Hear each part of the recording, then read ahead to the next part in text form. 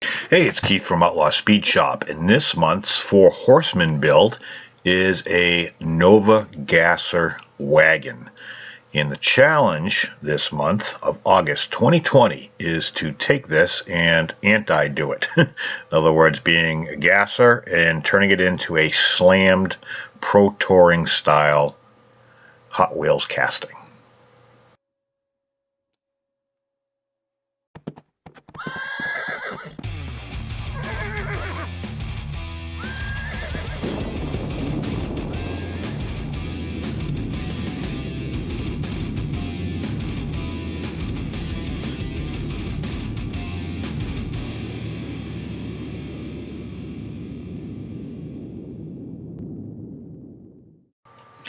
So this casting, I've usually try to avoid gasser style builds, which is kind of why I wanted to do something a little bit different with this. And I picked, because it was my month to choose, um, to go slammed. So you can't get any more opposite of really the way it came out of the package. So the first step I found to be somewhat helpful, aside from taking it apart, of course, is to hunt down wheels that I think are going to fit and work with what I'm after. And I end up getting a combination of different wheels. I guess you could say I'm using the same wheel, but I'm using different tires. I found a 6-spoke that was really nice, but they're thin. So I wanted the back tires to have a little bit more beef to them. So what I end up doing is taking some monoblock wheels that I happen to have kicking around and taking the tires off of those, which are raised white lettered, and putting them on the Hot Wheels 6-spoke rim that I happened to find a pair of, or 2 sets of. So it kind of gave me that little bit of a staggered look.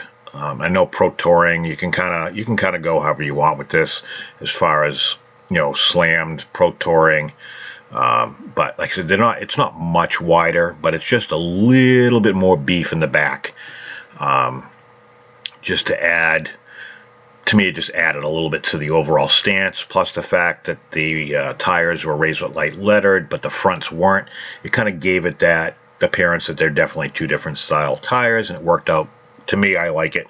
Some people may hate it, but again, it's my build, so I'm doing what I want, what I think looks pretty good. So this took me a little while trying to find what I think is the right combo. So, and again, it's not obscenely large. They're just maybe 1/8 of an inch bigger, maybe 3/16 if you're lucky. So, but it was enough. So once I stripped it in the citrus strip, I could pretty much at this point assume that I'm not going to need the black chassis. There's nothing on it that I can use in order for me to slam, because not only is the front gasser style, so it's dropped, but the back is dropped as well, just not as extreme, just to give it that reverse rake.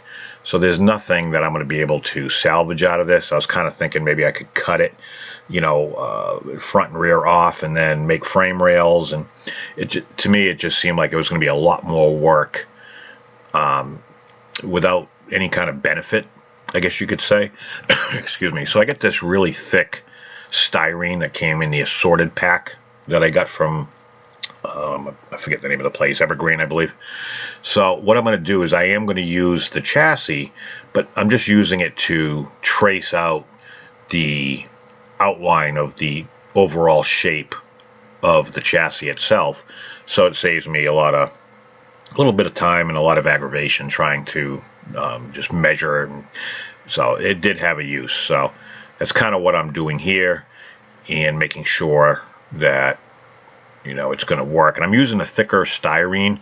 I've tried this before and used the thinner stuff, and it was kind of a nightmare. I liked having, in this particular case, I liked having a little bit thicker. It's harder to cut, but it's much better to work with because it's got some rigidity to it. So it made it a lot easier to to not have to worry about as I was cutting or doing different things with it and taking it off and on 100 times, that I didn't break it or crack it or bend it or warp it or anything like that. So this stuff's pretty thick, so you don't have to worry about that. So here I'm just using a straight edge to get all my lines as straight as I can, so I've got something to work with aside from my outline drawing, which was crude, even though I traced it. So that's kind of what I'm doing. I'm taking some minor measurements, which you'll never see me do. And I'm taking the wheel wells in the rear, and I'm just shrinking those up already, knowing that I'm going to have to do that anyways because of the wider wheels. And I found using a combination of the jeweler's saw and a pair of pliers worked out really good. It's hard because of the thickness. Usually styrene you could just score it 2 or 3 times, and then you can kind of bend it off. This thick stuff, it's kind of hard to do that. So I found using the jeweler's saw saved me a ton of time, and then it just pretty much file to suit and make sure it looks pretty decent. So now obviously the chassis, I'm going to have the same problem. It's got some lowered areas to hold the axles in place, both front and rear, and I don't need the exhaust tubes hanging down. And I'm going to end up cutting into the engine compartment anyways, with what I'm trying to do when I slam the vehicle and bring the front wheels pretty much almost all the way up to the front fenders. So all that crap was in the way. You can see right there how I've got everything kind of sitting there, and it's a little big for what even though I did cut it and file it, it's just a bit outside. So I'm just kind of making sure that I trim. It's easier to trim and file than it is if you made it too short or too small. So I always err on the side of caution, and that's kind of what I'm doing here. My video clips are a little reversed. The other one did have holes in it already.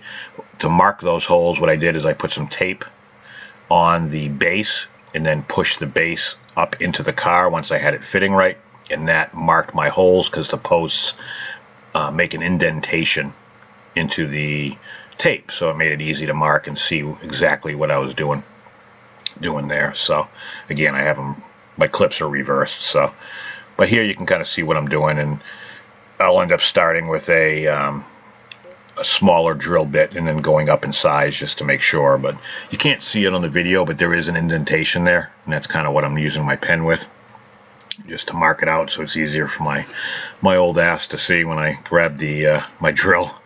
And but making my own chassis,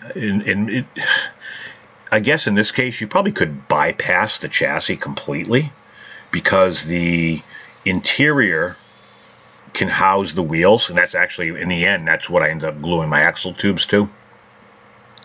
And it includes the front bumper, the grille, the rear bumper. So I mean, essentially, if you wanted to cheat, you really don't need to use a base. I just did because I thought it was the right thing to do. And I apparently like making a lot more work for myself, so, which is the story of my life half the time. So I'm using, if you're curious what that white thing is, that's a Mylar plastic block. I got it from work. I don't even know where it came from, but it's a good, you could use a piece of wood as well. So I just happen to have that kicking around, and I tend to use it a lot for different things. So here you can see I've got the interior trimmed, and now the base is all perfect as far as perfect can go. It sits nice inside. So obviously with the wheels, and I want this thing to be semi-slammed, the inner fender wells, I guess you could say, because it's all molded in one piece, they're definitely in the way. So cutting these out was a little bit of a challenge. I started with the jeweler's saw, but I ended up going and grinding them down. I found it to be the best way between grinding and filing. So here is, phase 1, step 1 of 500 of trying to fit the wheels. So obviously in the rear, the tubs are in the way. I got to cut all those out. I got to narrow the rear end on the interior piece to begin with. So there's a lot of trial and error, and it's just nothing works right the first time. So here you can kind of see where I'm after. And this is with the front wheels. I said, it's not like on the ground, because obviously you got to drive the damn thing. But you can see right there how much I had to take out of just the engine compartment itself. So now in order to get the wheels to sit just a little bit higher, I notch the chassis. Like I said before, the chassis is really going to house the wheels. So I put a piece of tape in there so that way I can center the wheels on the wheel wells and make sure I mark them. Because if you remember, I had to cut all that crap off the interior to begin with. And I'm just going to use, you can use a file, you can use a knife to score it and then file it. I like to live dangerously, so I'm using my cutoff wheel. And I'm just kind of scoring it a little bit in two lines, maybe an 1/8 inch apart, just enough to fit the brass axle tubes that I'm using. And it works out really well. You know, you just got to be careful, make sure it's level. That's why you use the file afterwards. Trial and error again, making sure that the wheels are going to sit flush in there and not be all cockeyed once you glue it all together and it's too late.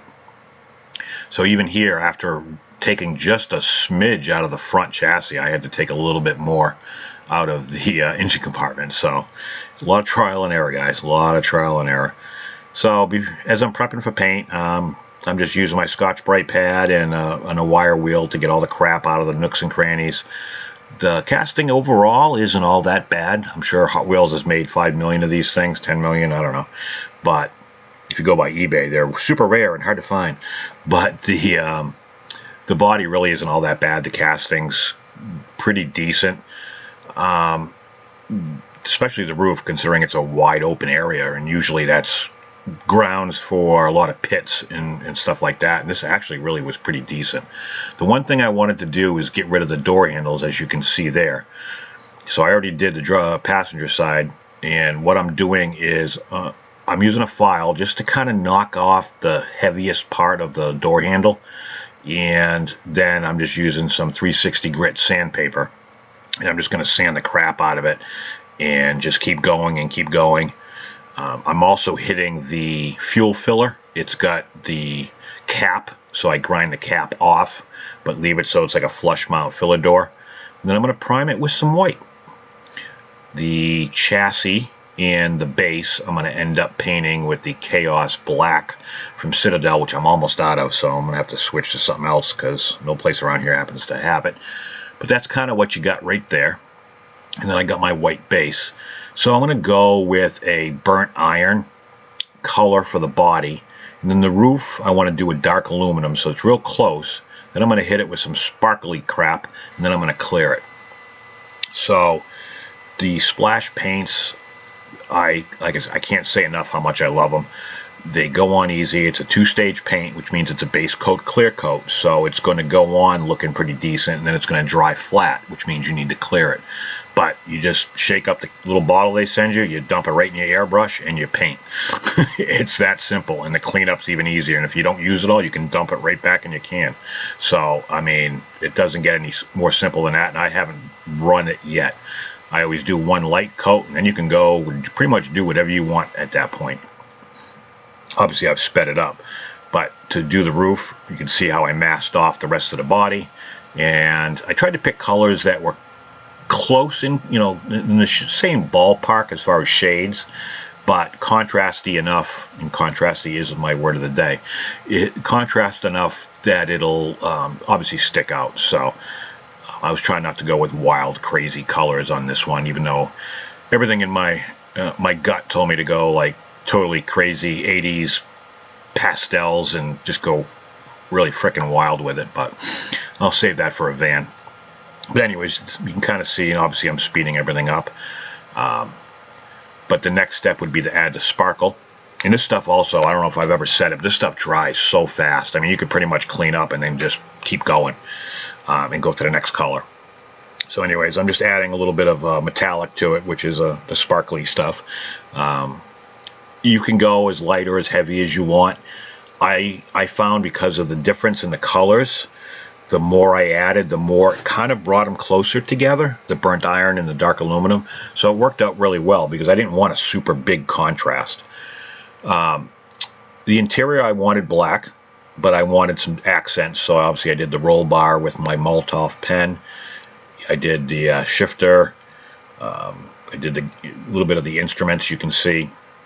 And then obviously, because I painted the motor black, I'm doing all the highlights on the motor as well. And that was after clearing it. I have yet to find a good light that's going to show everything, but the headlights I do with the Create Text Pearl White gives it a little bit of a realistic headlight look. It's just usually if it's a painted headlight, I'll use my chrome pen, then the Pearl White, and then I'm going to use the Citadel Null Oil, which is just a black wash. I'm going to use that on the grill. I've got some yellow Model Masters turn signal yellow, I believe it's what it's called, for the front turn signals.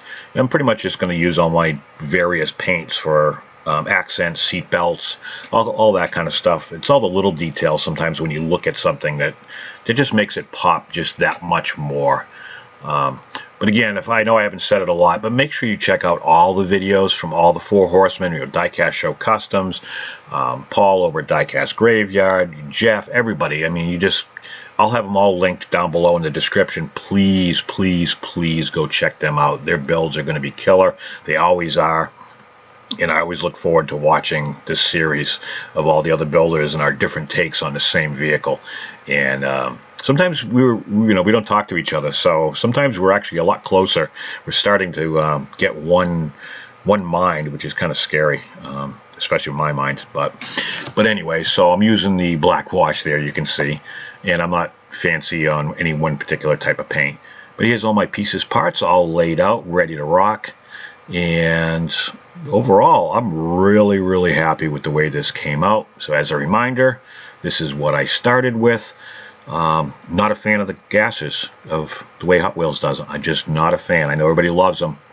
I'm just not. I don't know, not my thing, I guess. I love gassers too. But anyways, this is what I came up with. I hope you guys enjoy it. Stick around. I got some pictures at the end. Make sure you check the other guys out. And I will catch you on the next one.